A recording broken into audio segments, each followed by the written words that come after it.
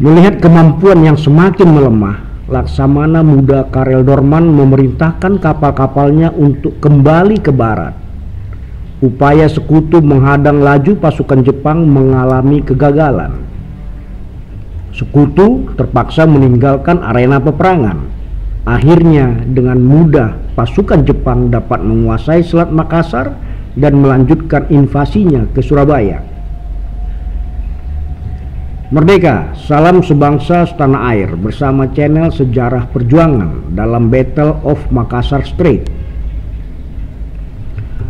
Pasukan tempur laut sekutu terdiri dari pasukan Belanda, Amerika Serikat, Inggris, dan Australia tergabung dalam ABDA, dibuat tak berdaya oleh Angkatan Laut Jepang. Berawal dari kabar pesawat pengintai sekutu pada tanggal 1 Februari 1942 yang berkedudukan di Makassar, yang mengabarkan tentang pasukan invasi Jepang yang terdiri dari 20 kapal pengangkut pasukan, 3 kapal penjelajah, dan 10 kapal perusak akan melakukan perjalanan ke Surabaya. Mendengar berita tersebut, para pemimpin pasukan sekutu kemudian bertemu di Palembang pada tanggal 2 Februari. Di antaranya Laksamana Thomas C. Hart, Wakil Laksamana Conrad Helfrich, Laksamana Muda William Glassford, dan Komodor John Collins.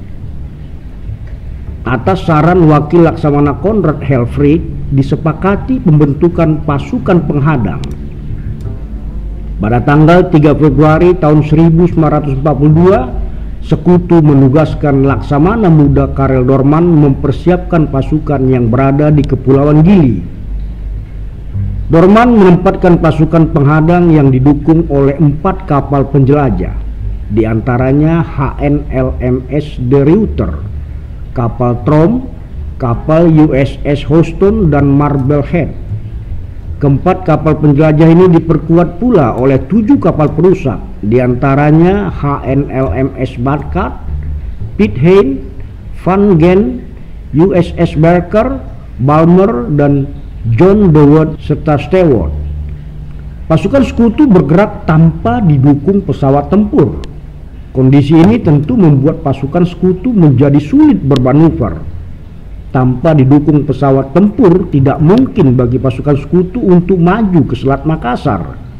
Bahkan sebaliknya, sekutu menjadi bulan-bulanan pesawat pembom Jepang. Pada pagi hari tanggal 3 Februari tahun 1942, 30 pesawat pembom Jepang yang sedang menuju Surabaya mendeteksi pasukan ABDA. Tak lama kemudian, 7 pesawat pembom Jepang mulai bermanuver di atas kapal-kapal sekutu. Pasukan sekutu tak mampu berbuat banyak. Kapal-kapal tersebut berpencar ke perairan yang lebih dalam. Tak lama kemudian, ke-7 pesawat pembom Jepang itu pergi meninggalkan pasukan sekutu tanpa melakukan penyerangan. Menjelang tengah malam, kapal-kapal sekutu berlayar menuju Meinders-Droog di lepas pantai timur Laut Jawa. Pada pukul 9, tepatnya di tanggal 4 Februari tahun 1942, patroli udara dari Makassar mengabarkan pasukan Jepang tengah menuju ke Surabaya. Menanggapi informasi tersebut, pasukan ABDA segera menuju ke Selat Makassar untuk menghadang Jepang, yang dikabarkan terdiri dari 3 kapal penjelajah, 18 kapal perusak, mengawal kapal-kapal angkut di bawah pimpinan Laksamana Muda Takeo Takagi.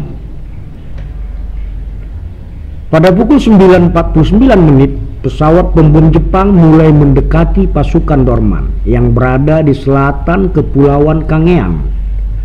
Pesawat pembom Jepang terbang pada ketinggian 16.000 kaki. Tak menunggu lama, pesawat itu mulai melakukan penyerangan.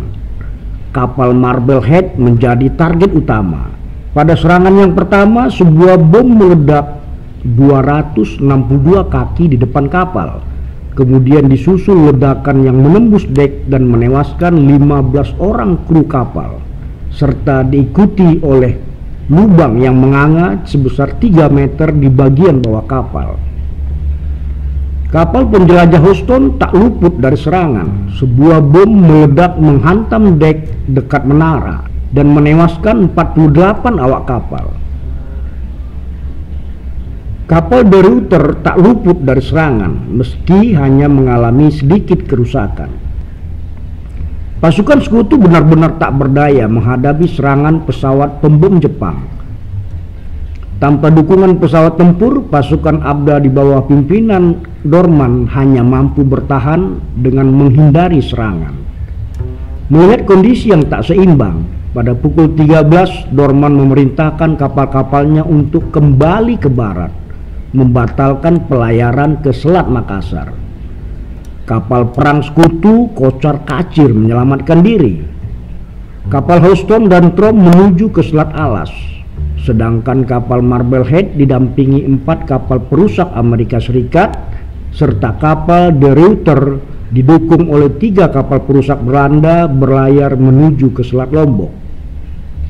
Houston dan Marblehead kemudian berlabuh di Cilacap, memindahkan korban yang terluka ke rumah sakit dan menguburkan korban yang tewas. Selanjutnya Marblehead berlayar ke pantai timur Amerika Serikat melalui Ceylon dan Afrika Selatan untuk melakukan perbaikan. Mundurnya pasukan Sekutu membuka peluang besar bagi Jepang untuk menguasai Selat Makassar dan mempermudah Jepang dalam menguasai Hindia Belanda. Demikian sejarah kekalahan tentara Sekutu di bawah pimpinan Laksamana Muda Karel Dorman dalam menghadang laju invasi tentara kerajaan Jepang. Kekalahan ini akibat tidak adanya dukungan pesawat tempur yang mampu mengatasi kedikjayaan pesawat pembom Kekaisaran Jepang. Terima kasih. Tuliskan saran dan masukan Anda pada kolom komentar dan mohon maaf bila ada data dan informasi yang kurang tepat. Tak lupa kami harapkan subscribe dari sahabat sebangsa dan setanah air.